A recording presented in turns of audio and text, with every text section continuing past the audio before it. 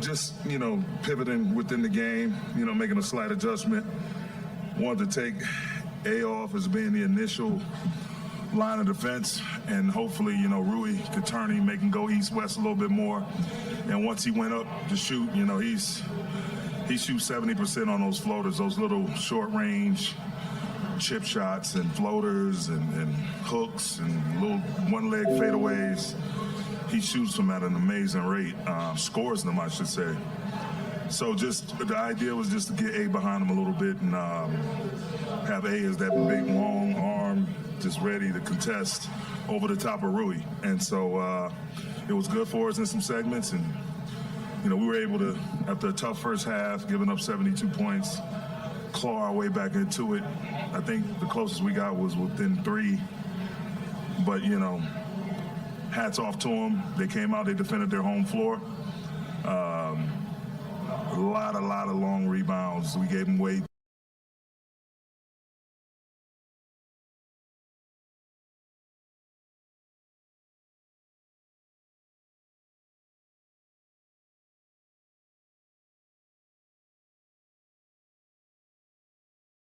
Guarding the ball and guarding those guys around the rim in the post and whatnot. I know it just ended, but they made almost 50% from three-point tonight. Is that something you got to get out there more, or is it more cutting off the passing lanes? I just think it's a little bit of everything, man. It's a talented team. It's very few one-trick ponies that make it this far. And so, they're able to put pressure on you in the paint, pressure on you from the three-point line. They're very capable shooters, some of which are elite. And you just got to be ready to give multiple efforts. Again, as I mentioned before the game, doing your work early, being in position when the defensive possession starts. That way we're not playing catch-up. So we'll go back and look at the film tonight, see what we need to clean up, take a good look at that second half, see what went well, try to sustain the good stuff and alleviate and repair the bad stuff. Darvin, you guys started Dennis. I think they ended up with, offensive rebounds on 9 of their 11 first push shots. How did their size, especially against your smaller lineup, affect the game? Or do you think that will you reevaluate those 5? My first inclination is it's not even a size factor. It's a mobility factor. Meaning, like, bodies, we had guys, multiple bodies just standing around. No one is seeking out a hit. No one is, one person getting a hit, one person selling out, going after the basketball. A couple of times the ball just dropped to the ground and someone swooped in from their team and grabbed it. But, at first glance, just coming off the game without having watched it again, that's what I feel like was happening in too many possessions where we had bodies in the vicinity of the rebound but just never put a body on their body or just made a deliberate attempt to go grab the ball. You talked about game plan. You put Rui on Jokic in the fourth quarter, heavy. What was that sort of thing for you guys? You guys were taking that thought the game? Well, again, it's not any one coverage that you're going to be able to stay in versus that kid. Like, there's no one person that's going to stop him. It has to be done by committee. And you have to switch up. You have to switch up matchups at times, and you have to switch up coverages. And so we didn't want to go too deep into the in-game adjustments. And it's still that ultimate chess game. So we were comfortable with the results. Gave us a chance to get back into the game. And it's one of the things we know if we need to go back to it, it's there. But along with several other things that we didn't unveil tonight. Darvin, I asked you again about LeBron and the ball, pick and roll, kind of targeting guys. We saw that a lot during that fourth quarter comeback. Is that something you feel like you guys can do more game 2 in the first half? What did you just kind of see with the way LeBron was able to get downhill and drop fouls? Yes, absolutely. It has to be a part of it, and our plan of attack. And then, having said that, Murray was in foul trouble, and so he was the obvious target to try to go at. And, you just in general terms, you want to make him and Jokic work on this side of the ball. Michael Porter Jr., these guys, you want to try to make them work. Their offensive firepower is at such a level to where, if they're only playing on that side of the ball, they're not having to exert any energy defensively, then the more energy they have just to snipe you down, when they have the balls in their hands on the other side. So it's and all the while trying to stay within rhythm. We don't want to start playing up against the shot clock because we're taking all day to get a particular matchup or get a guy into the action. The thing that has to happen, if they're pre-switching or doing something like that, we just got to keep the ball and the bodies moving until we do find it. And if we do find something good without them being in the action, we have to be ready to take that too. Darvin, you just mentioned not wanting to play too long into the shot clock. Is that some of your mentality looking at that LeBron 3 above the break? You guys are down 3 with 40-some seconds to go. There's time on the shot clock. But is that kind of the mentality there?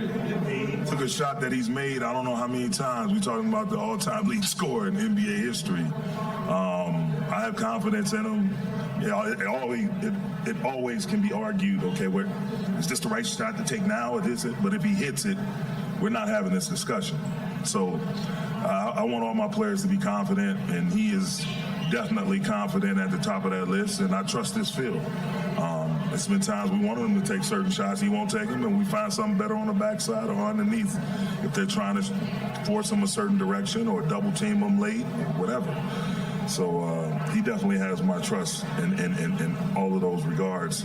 But, just in general, I thought we slowed down a little bit. We were slow in a little bit in the first half. Like we got to come out running after makes and misses, pushing the pace right back at them. I thought they did an incredible job of doing that on their own behalf. Like makes, misses, Jokic can get it and go. Basically, everybody in their starting lineup can get a defensive rebound and start to break. So we have a team built of guys who have those capabilities.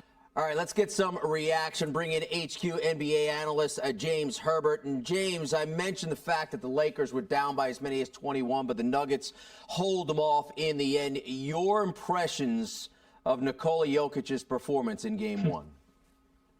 Yeah, for most of this game, he looked like the best player in the world. He was dominant right from the opening tip. He was doing it in multiple ways. He was scoring at will, just one-on-one against Anthony Davis, who might be the best defensive player on the planet. He was creating shots for his teammates. The guy had a historic 15-15 line in the first half, had a triple-double the end of the third quarter. The only time the Lakers started to kind of slow him down was in the fourth, and they did that by not having AD on Jokic. They changed up their defensive look. They had the same approach they kind of had against the Warriors, where they had AD cheating off of, at first it was Jeff Green, then it was Aaron Gordon, just kind of roaming. And they used Rui Hachimura against Nikola Jokic. It's not that Rui can just stop Nikola Jokic one-on-one, but it just allowed the Lakers' help defense behind Hachimura to be better than it would have been otherwise. Now the Nuggets have a couple of days to look at that film, figure out how they want to attack it. But overall, I mean, Jokic just made good decision after good decision after good decision this game. Yeah. He makes you pay when you try to double him, that's for sure. He had 16 rebounds by the break, had a beefy triple-double by 3 quarters, 31, 19, and 12. Now, the Lakers, as I mentioned, were down by as many as 21, but they figured some things out, outscored them 34-26 in the fourth quarter, got it within 3 on several occasions. I know there's no moral victories, but do you suppose the Lakers might have figured some things out that will help them moving forward? Yeah, this is about as close as you can get to a moral victory this time of year. I think the Lakers have to be happy with how they performed offensively in the second half, and then defensively as well. I think you will definitely see more of AD not on Nikola Jokic in Game 2. We'll see how Darvin Ham kind of changes up the rotation to facilitate more of that, but I think that simply worked too well for them to not give it another look. And then you saw the Lakers really imposing their physicality against the Nuggets. They got to the free throw line a ton in the second half. That was a lot of how they got back into the game. When you get to the line, that helps you get easy points. That also allows you to set your defense on the other end, and I thought that took Denver out of its offensive rhythm as much as anything else. So the Lakers' formula, I think, going in was they have to kind of muck the game up. They need to get to the line. They need to score in transition, and they did that in the second half of this game. Yeah, awfully interesting. You mentioned the free throws. Anthony Davis was 11 of 11 from the charity stripe in a 40-point, 10-rebound game. LeBron, 26 points, 12 rebounds, and 9 assists. So the Lakers' two stars did perform. We mentioned Jokic, but Jamal Murray as well. 31 points in this game. He was kind of up and down in the last series. Some games spectacular, some games off with the shot. How critical is it for Denver to win this series, to have him there neck and neck with the Joker the rest of this series?